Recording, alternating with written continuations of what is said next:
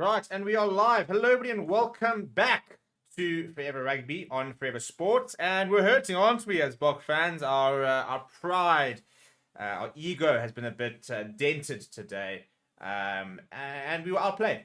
Let's and at the end of the day, there's nothing worse than the only thing worse than a sore winner is a sore loser. So we've got to take it on the chin. We've got to accept that we weren't good enough today, and that we need to improve. Is there a need for a meltdown? I don't think so. Is there a concern over how slowly we start games? I think definitely. And that's, I suppose, a positive. I think you look at that game, and for me, there are lots of clear places where we can improve, but there are also, I think, a lot of clear places where we were really good. I think that we are still getting a lot of information regarding selection, for example. I think if we look at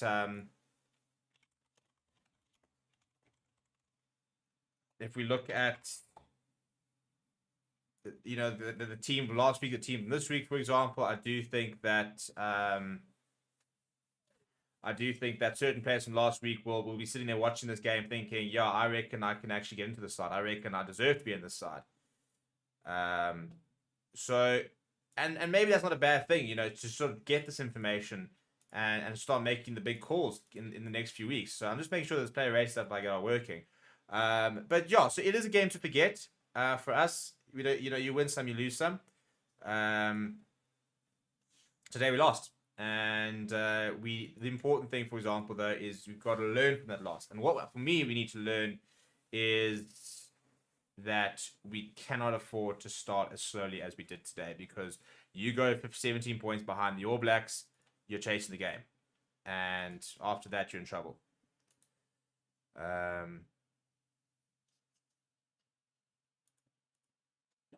So yeah, let's go to the comments up like that. So before we do this, we do need to find a Springbok man of the match. So I need the nominations here, people. I need the nominations. And what are we saying for who were good? Who were good for today? Who can we put into that man of the match category for the box? I assume Vichy Mwanga got man of the match for the actual man of the match. I'm actually not watching it.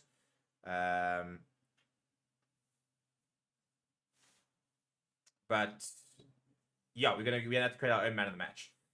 So I need some options. I'm thinking that I thought Malcolm Marx pretty good when he came on. I thought pretty stiff. The Toy played pretty well when he came on.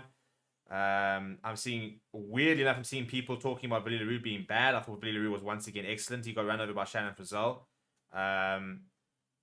which, is not great, but you look at that situation, and out of all the things, that was the reason that he scored the try. Billy LaRue was not it. So I'm seeing a lot of Billy LaRue's, funny enough, for the man of the match. Here we go. Start a poll. Who was your man of the match? I'm seeing a lot of people for Billy LaRue, actually. I've seen 2 for Kwaka Smith. I think I'm seeing Kitsov. I think I saw another one for Kitsov, actually. Steven Kitsov. I think I've seen 2 for Faf, actually. Interestingly enough. Yeah, I'm seeing a 3rd for Faf, so I'm going to put in Faf de Klerk. And I'm going to put in Malcolm Marx as well. I've seen his name a couple of times. So that poll's going to go out, so you guys can go and vote on it. But right, we've now got to do some player ratings, and let's see what everybody is going to have to say.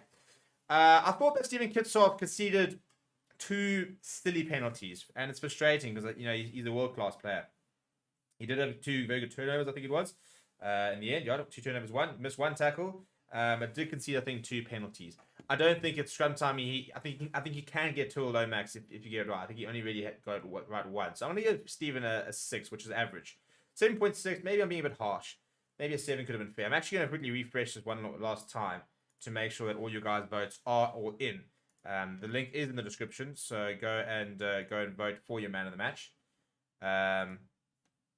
So yeah, so I'll give Kitsov a 7. I think he was actually probably the best at the starting front row. It doesn't really change much.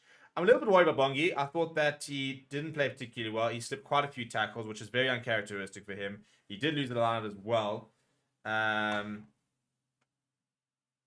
tackles, 3 missed, lost the line out, 2 carries, didn't really make much of an impact. So I'll probably give Bongi a 4. I don't think he was particularly good today. 6.1 seems quite generous. Francois Herbert as well wasn't the Francois Herbert we know. He made just 1 carry, 6 tackles, but look, Ethan de Groot's a very good scrummager, so I don't think there's any shame in not being able to outclass him because he is a very good scrummager. I don't think Francois Herbert was particularly good today. I think he grew into the game as it went by.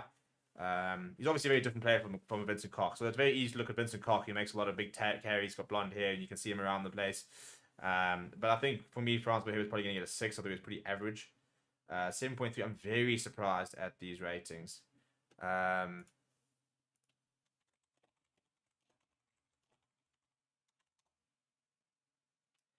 So I don't know if the people from New Zealand coming and trolling. These are looking very, very odd.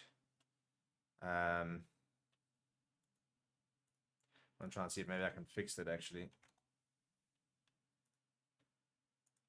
Because I'm very surprised if after a loss we're sitting with 2 players in the front row and they've got high 7s. So I'm actually going to quickly just do a drop count again. And see if we can almost sort of start again. So give me 2 seconds here, people. We have had a couple of issues with the platform, so we are trying to work on it.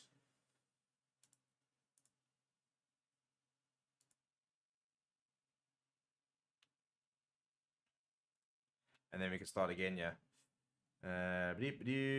Right, so in theory that has all now been reset. So I actually need you guys to also we're all gonna need to vote again. So I'm gonna refresh my page here and we're gonna start this again. Hopefully we sorted out that issue. We are looking at this for the World Cup to try and see how we can fix it. It's not an easy thing to fix, unfortunately, but we will make sure we get it right for the World Cup. So if you haven't already, please do start going voting and stuff like that. We've got a poll in for man of the match. And Vililu at the moment is leading it. Quack Smith's coming second. Malcolm Mark's coming third. So let's take a bit of a moment to talk about the match, I suppose, whilst we wait for everybody to go and vote. I think it's a match where we showed where we're really good and where we can be world class and where we should and can beat New Zealand. And I think we also showed it was a bit of a warning of where we can't afford to make mistakes, where we can't afford to take the foot off the pedal. And any match where you can get a lot of good information is not a match wasted. And this doesn't have to be a match wasted. It's a result that we don't like. It's a result that's going to sting a bit because I think, we were... And you know what? Actually, I'm not going to apologize. To be honest, we were confident going into that game. And I think we've actually got every right to have been confident going into that game. Yes, we lost. And we were not good enough for New Zealand. But I think we need to stop with this imposter syndrome of daring to believe we've got a good team.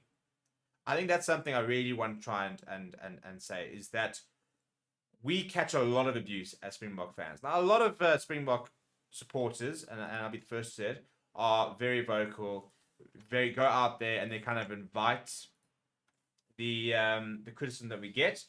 But we are always told how we're not good enough. We are always told how our World Cup win doesn't count because England played their final and semi-final, as if what's that got to do with us? We consistently get told why we don't deserve the achievements that we have achieved. And it's I don't think a lot of us mind. We sit there saying, okay, well, if you guys want to create that rhetoric, go for it. But I will not apologize for being confident going into this game. I will not apologize for that. I think we've got a team that can beat the All Blacks. We know we've got a team that can beat the All Blacks. Playing New Zealand and Auckland is really, really tough. Had that game, and I know last year's a bad example, but had that game been at Ellis Park or Loftus, it could have been a completely different result. So, on paper, I do think that these two teams are a flip of the coin. First of all, I think the All Black side's a lot better than last year. I think I've taken a big step forward. So I do think they're a lot better. And I think that we were offered for a period of the game. I do think that when we play our best rugby, we beat that team. I do think that if this team plays our best rugby, we can beat any team. And I'm not apologize for thinking that because I genuinely believe it. But every team is beatable. And today we were very beatable. And it's about making sure that this becomes a step in the right direction, and that we don't let this then become a trend. Winning is a habit at the end of the day. So yeah, so I think I just want to get that off my chest, because I think a lot of people are going to come out there, and you've got to take it, guys. You've got to take it. So if you're going to go out and say, yeah, we are and I did, and I said, I think we can beat this side. I genuinely think we can beat this side. Now, All Black supporters, and again, it's not everyone. Some supporters will come out and be like, cool, really good game, was competitive, it ebbed and flowed, and beating you guys is like the best thing for us because we understand how good you are. Yes, there'll be some people that will want to gloat, and you got to let them, because we will do the same thing when you win. But generally, I think there's no need to panic, and generally, I think we've got to rally behind the lads. There's no point in beating ourselves up, getting miserable. We're not playing for another 2 weeks. We'll play against Argentina. We got beaten. It happens. It comes with being a sports fan. Trust me, I support the Lions. I'm very used to it. But on a different day, we win that game, and it's not a different day. So we lost. Yes, we lost. Not good enough. We'll get better. Let's rate the players. Hopefully it's all sorted. I'm going to give it one more refresh. And then we're going to dive into it, shall we? Right, so let's dive into it. There we go. So Stephen Kitsov, I'm giving a 6. I've actually decided I'm giving him a 6. Yeah, I still don't think this is working properly. We've got a big issue with this on the website. Because I'm going to give Bongi a number of 4, and if it goes back to 6.1, okay, so I think it has actually started. Okay, I take it all back. People, I think you just thought that Kitsov played well. Because I'm going to give a 4, so Bongi's down to a 6.1. I'm a bit surprised by that. I still don't think it's functioning properly. I'm going to give Frans Maheba a 5. Yeah, I still think this is putting up a lot from last week.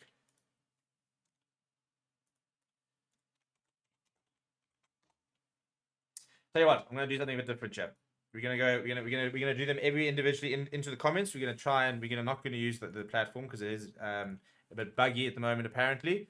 So I'm gonna end the player of the match poll, and Valerie, congratulations, he is the player of the match. But I'm going to start a poll for every player, and I'm gonna give options of 2, 4, 6, 8. I think is probably fair. 2, or should we just do 1 to 5? 1 to 4. It's the same thing, isn't it? 2, 4, 6, and 8. And I'm going to literally give you guys a minute for every single vote. Okay. Right. So there we go. We're going to do this quickly because the game starts in less than 25 minutes. So we've got to move here. We've got to move. So there we go. Stephen Kitsov. What are we giving him? 2, 4, 6, 8. That's the options. I'm leaning towards the 6 personally. I don't think he was bad. I don't think he was at his best. And I think that he could get a lot better. 29 votes there, 35 votes, 69% at 6. We're going to end it there. Stephen Kitsov is going to get a 6 today. Cool. This is actually working. And I like you guys' efficiency. You guys are going to have to just bear with us, unfortunately. We'll have this working for Argentina, hopefully. And we'll definitely have it working for the World Cup. But things happen. Things happen. Nobody else is out there doing this. So we are trying to pioneer this. And unfortunately, with that, there will be a couple of issues. Right, Bongi Manami, let's go. Come on, people. I need 35 votes again. There's a lot of you out there. 60%, 66, there we go. 35 votes, 35 votes. Can quite get to 48. There we go. It's all moving quite quickly. I'm enjoying this. This is working. We have 52 votes, 57 votes. We're going to end the poll there. He's going to get a 4. I think that's also pretty fair. He made a couple of decent carries, but... and again, the annoying thing is that we know how good Bongi is. But he's now had 2 off games, which is a bit concerning. So personally, I would start him again against Argentina. And I'd have Joseph Dweber on the bench. Because I think Malcolm Marks, will start... At this stage, I think he'll start in the World Cup, the way things are going. Although, Schweppes, I'm completely buggered. Oh, no, never mind. 2, 4, 6, 8. Yeah, for Frans Maheba, go and vote there. We've got to get Bongi playing well at the end of the day. It's too late now to be bringing somebody in. So Bongi's going to be one of that 23. If not, it's going to be Joseph Dweber. So how do we now support our players? This is a big thing. It's okay. Players aren't playing well. How do we get them playing well? We know that Bongi Manambi is a world-class player. how do we get him playing at his ability? Now, you guys are not helping me with this, folks. I'm going to give it to, when it gets past 70, I'm going to end the poll there. So France, my hope is getting a 4. I think a 6 might have been, yeah, I don't think it was his best game. He probably would have ended up with a 5, to be honest. So let's be honest. That's, if you look at the poll there, he would have ended up with a 5. And I think a 5 is pretty fair. Right, Ibn Etzebeth now. We're going to go to 4, 6, and 8. We need to actually speed this up a little bit so we can get through it. But 123 says Box need to score first against All Blacks. Brian saying start Dweber. Tarek says correct. We've got good enough time to be positive. There we go. I need some positive energy in my life. Otherwise it's going to be a long day. Ibn Etzebeth is motoring his way towards a solid 6, which I don't think is a bad result. I think he was all right there. I don't think he was his usual self. I don't think, and we can't blame him for not being his usual self. He had some very good moments, but wasn't the enforcer, I suppose, that we kind of used to. Luke Diogo now.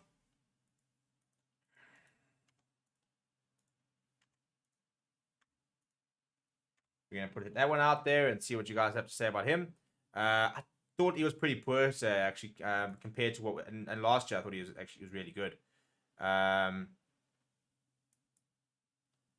So it'll be interesting to see who we start going into Argentina. Because I think that he is a bit of a worry based on today's performance. But again, it's his first game of the year. So is that really what we're going to judge it on? So he's sitting on a 4 now. There was a reasonable amount for 25 cents. So again, probably about a 5 in the overall thing. I don't like the way of doing this, Dex. I think, getting everybody 4s is a problem. But anyway, Quacka Smith, who was at 6, scored a try actually. Little steal try. I enjoyed that.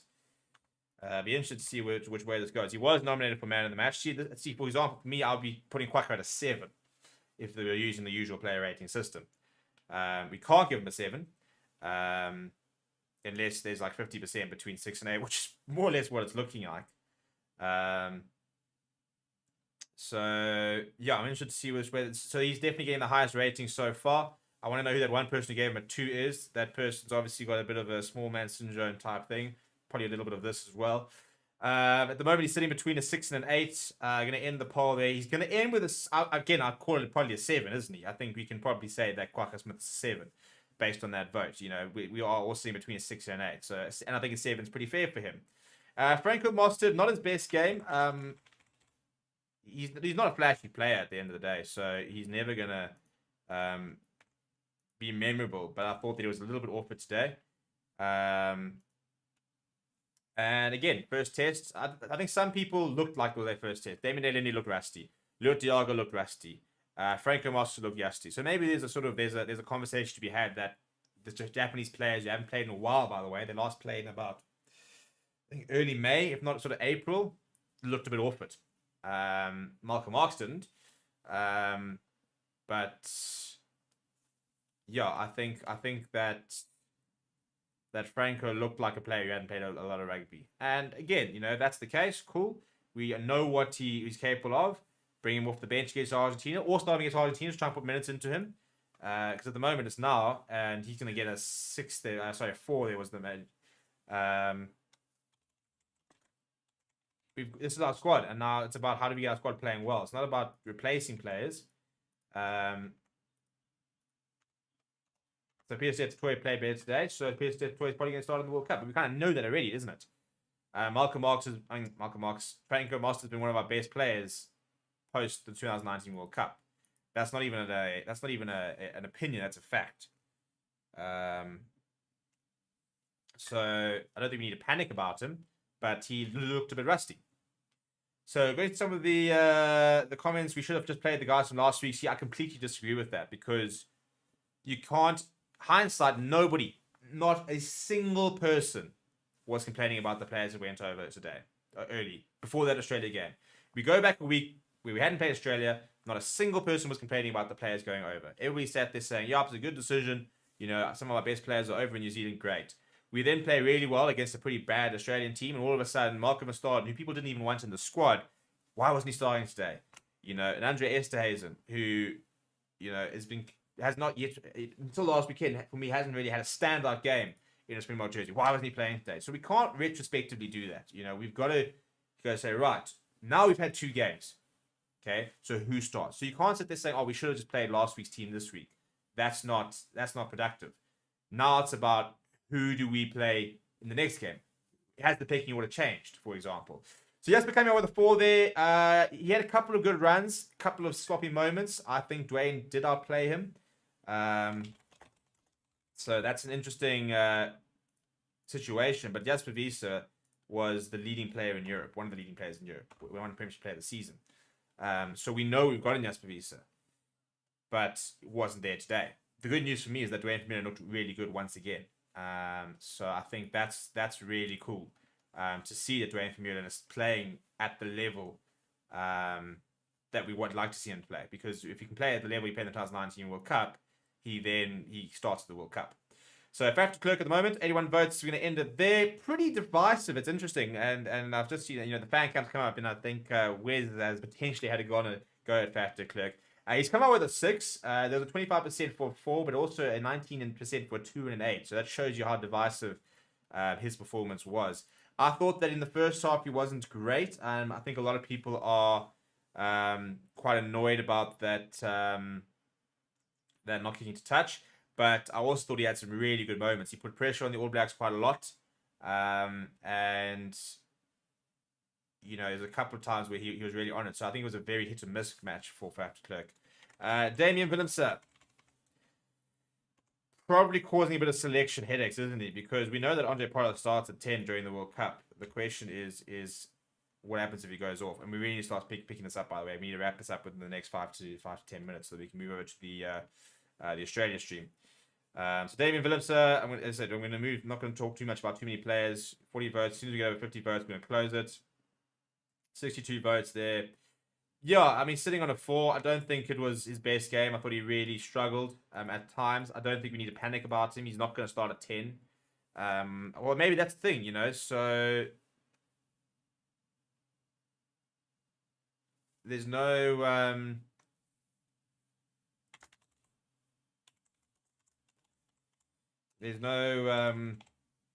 now we're going to sit there going, right, well, should David Willemse be our second choice? Is he our second choice 10, for example? Look, I think Monty made a couple of mistakes when he came on as well.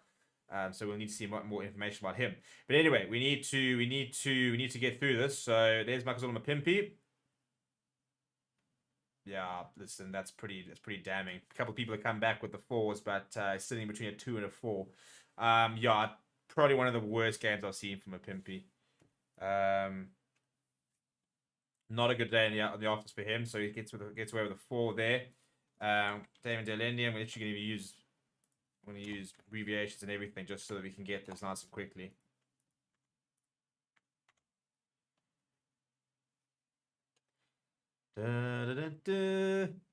Yeah, I think Kurt Lawrence has probably now gotten himself ahead of Mapimpi. I think that today showed that maybe, that things are changing and that the pecking order has changed.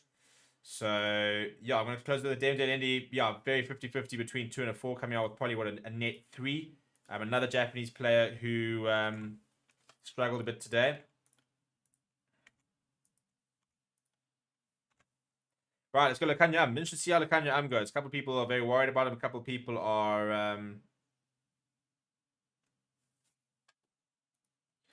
I'm quite worried about him. Some people aren't too worried about him. Some people saying he played really well today. Some people saying he played very badly. So at the moment he's sitting on a 6, between a 6 and a 4. He ended there, so he will come away with a 6. I think he had some very good moments. I do worry about his pace. I don't think he's as quick as he used to be.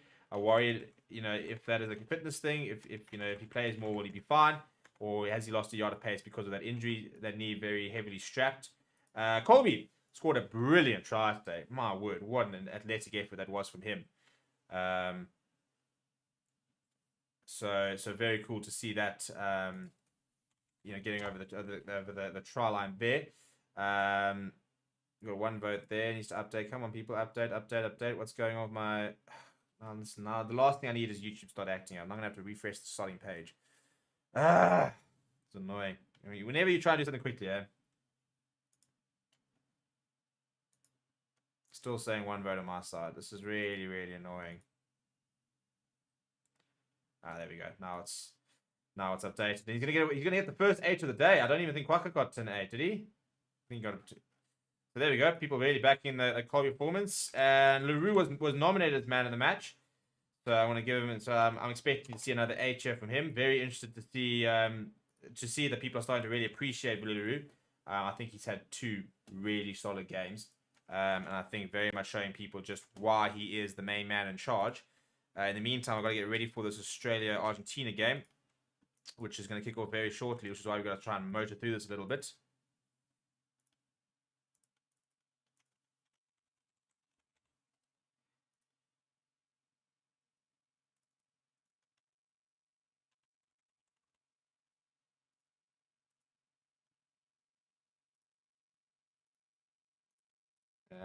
Billy LaRue's going to come away with an 8. Yeah, we need to start putting more respect on his name. Right, marks. Christ, we're flying here. Yeah, sorry people, it's not the ideal way to do it, but yeah, unfortunately, we didn't have any issue with the website, so we'll just do it like this today, and we'll make sure we've got 2 weeks now to sort of sort it out. So Malcolm Marks, what are we saying? Sitting between a 6 and an 8, up to 40 votes. As soon as we pass 50, I'm going to close it. Then I'm going to close it. He's going to get another 8 as well. Yeah, I thought he looked as good as last year. You know, didn't look off the pace. Didn't manage to get as many turnovers or too many turnovers in that position, but looked as classy as ever. Malcolm Marks, he's a Rolls Royce of a player.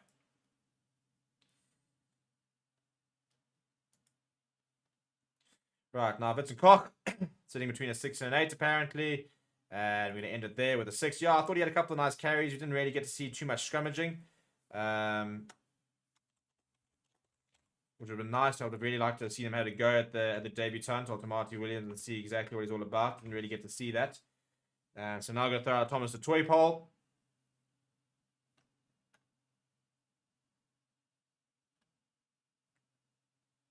I mean, he didn't have much to do, to be fair. So I think any vote's probably... Yeah, I think to give him a 6 is probably pretty fair, because he didn't actually have much of an opportunity to go into do anything. Oh, yeah, Sneyman. You got 3 minutes to wrap this up, here, people. 3 minutes.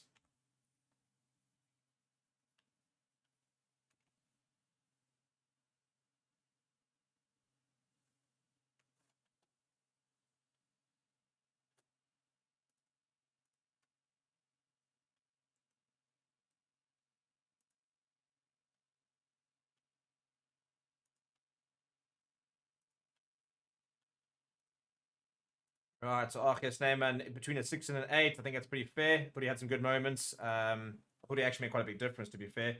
Peter Steph the Toy.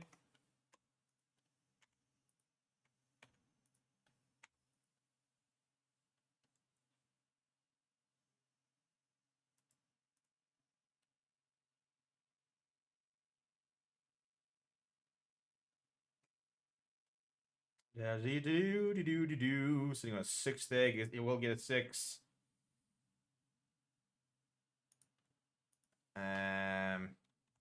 Vermeulen.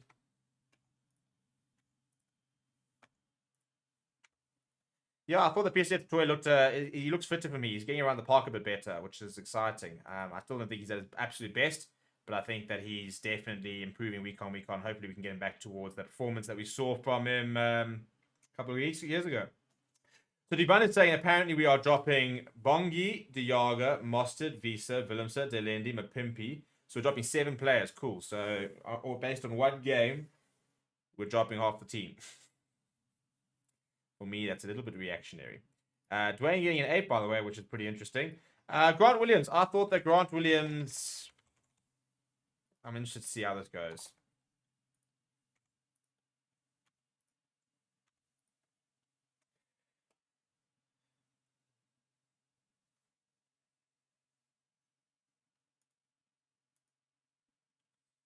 Six 52 units and 6, a couple of either 4. Yeah, I would have given him probably about a 5. Actually, you know, I think he looks exciting. I think he made a couple of bad decisions a couple of times, which I think he'll learn, which is why we've got to give him game time. I do worry about him in high pressure situations whether he will make the right decision or not. It's very exciting to come off. There's no doubt about that. But yeah, anyway, last person, Money Debot didn't have much time yet.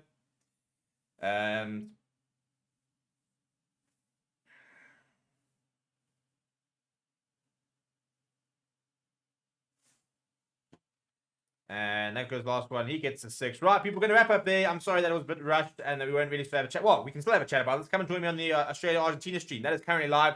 You will be diverted there. Please do come and keep me company. Otherwise, it gets a bit lonely out there. So we'll have a lot of time. We've got 2 weeks now, really, to discuss the selection and what we want to see against Argentina. Until then, please do smash like on the video. Please do